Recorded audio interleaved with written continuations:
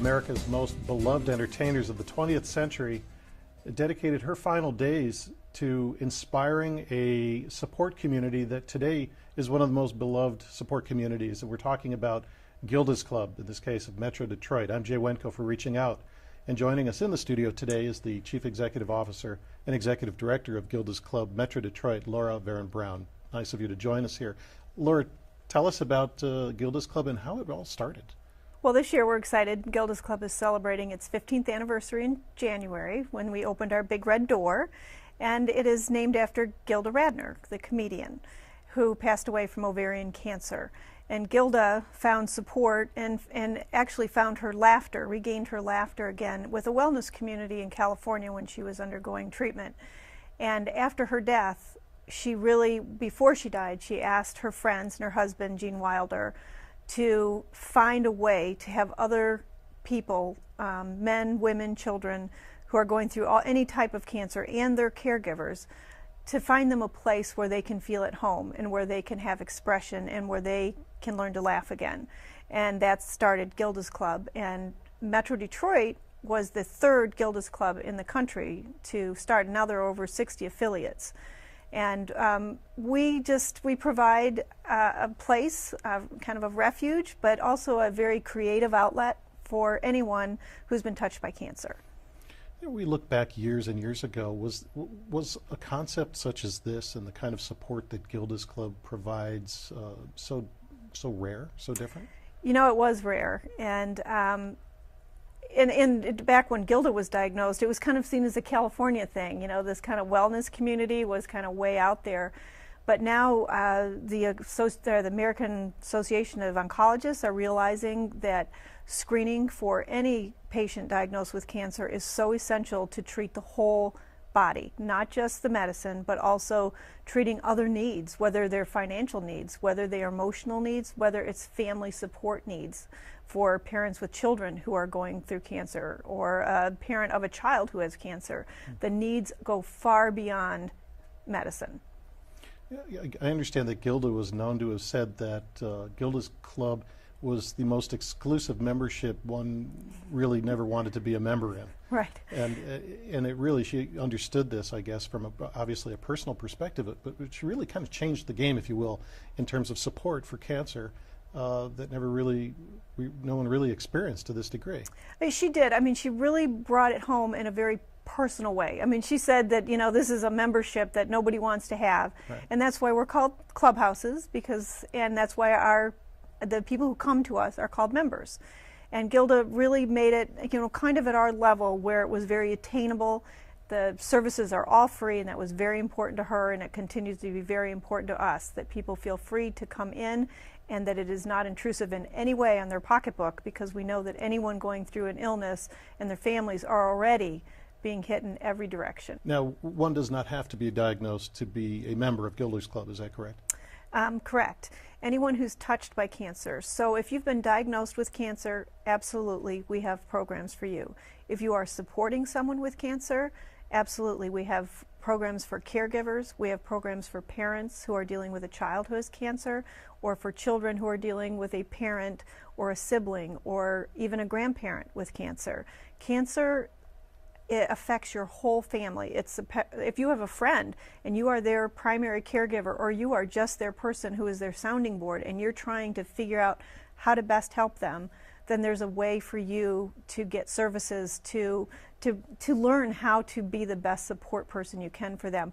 Or if you're just really trying to understand it yourself so that you can take care of yourself, so that you can also be a good support for them.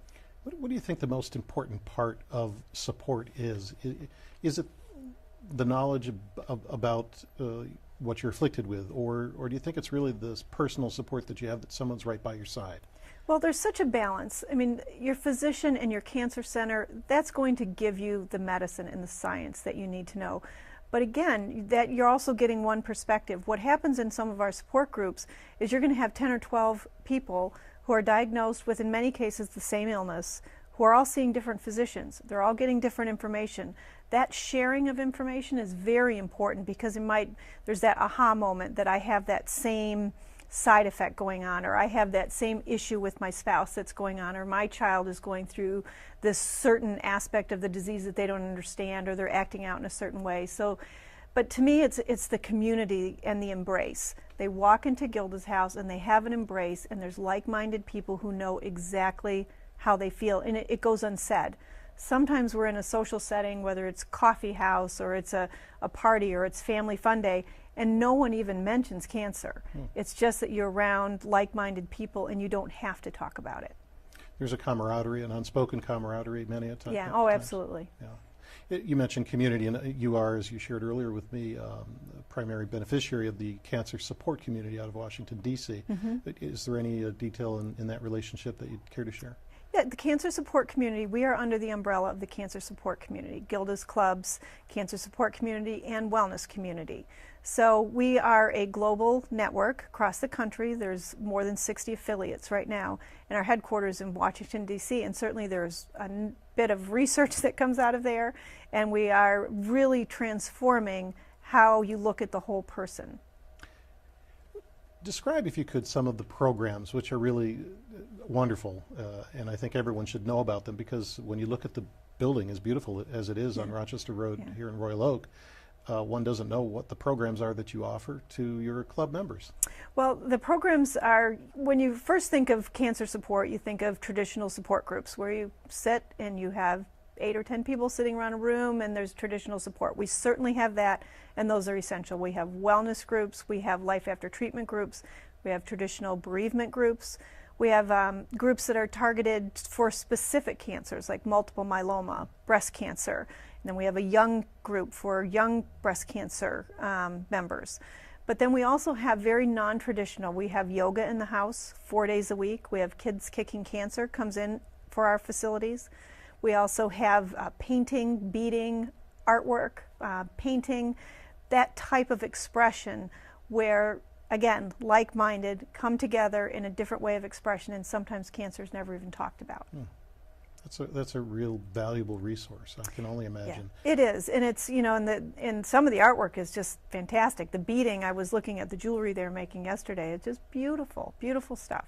Now, you have one location here, Metro Detroit in Royal Oak, but you have other facilities or extensions of your programs? Yes, right now we partner with Botsford Hospital, and we have 3 programs each week in the Cancer Center at Botsford. We have a wellness group, a life after treatment, and a yoga session. And those are each week on location at Botsford. Are there any particular needs that you've witnessed, Laura, that are evidenced by club members, whether families or those diagnosed with cancer, that you care to share? You know, the needs, well, the needs are so broad. I mean, some of the needs are just friendship is a need, a community is a need, and then frankly, we're able to identify families who have difficult hardships, whether it's financial, and we're able to help them through the kindness of many of our donors.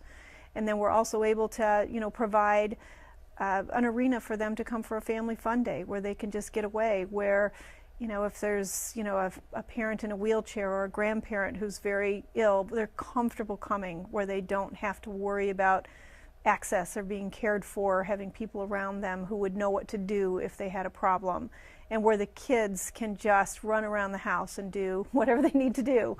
But the need is really just a community of support, and to feel like they have an embrace, whether that be a financial embrace or that be an emotional embrace. And one of the valuable services that I understand you deliver, really beyond just those who've been diagnosed with cancer, is to the support group and the family, because they too are challenged in understanding how to provide care or emotional support as well. Oh yeah, I mean, when anyone who's been through this, they know what that moment is. They can tell you what time it is that their whole life changed. And they haven't been to medical school, they don't know these resources. And so this is an avenue. We have lecturers come in, we have physicians come in from the different cancer centers, and there's information that maybe they wouldn't have access to before. And when you have a doctor and you're one-on-one, your time is fairly limited, and your relationship with that doctor is focused on you. This way you can share what other experiences are with other people and to see how that best fits into your life. So you can't measure what you can learn from someone else and how they're living the life. You also cannot measure the value of a good physician and a good cancer center, but people who are living what you're living and walking in your shoes, there's just invaluable lessons you can get from them. Well said. Now, recently there was an announcement about a potential name change to Gilda's Club. How will that impact Gilda's Club of Metro Detroit? Gilda's Club Metro Detroit is not changing our name, and we will never change our name. There was an affiliate in Wisconsin who is changing their name to the umbrella organization, which is Cancer Support Community. That may work best for their community to have a more direct definer. Cancer Support Community, it's more direct. Some make an argument that then people are a little bit more aware of what you do. Our logo and our branding is Gilda's Club Metro Detroit, a cancer support community. I believe we have the best of both worlds. We teach our members who may not be aware of who Gilda Radner was, who she was, that her mission, her vision changed a movement. And I look at that similar to the Danny Thomas Foundation, the Jimmy V Foundation, Betty Ford. These are all people who changed the world, essentially. And I think it's so important to teach people, next generations and generations to come, that you can make a difference. And for us, Gilda's Club, the name, it gives us a license to laugh. It gives us a license to be a little brighter and lighter and to have a ukulele class. So I love the warmth that Gilda dreamed for, and that's what we'll keep in Metro Detroit. And certainly it helps us. Gilda was born and raised here. She still has relatives here, brothers here. So we're very pleased and honored to carry on her name. Well, that's well said, and I think you made a good choice. Thank you. Well, if anyone's watching and they'd like to contact you or any of those who you have on staff at Gilda's Club, who should they contact, or how should they do so? Well, we have a website, gildasclubdetroit.org, and you can certainly call us. It's 248-577-0800.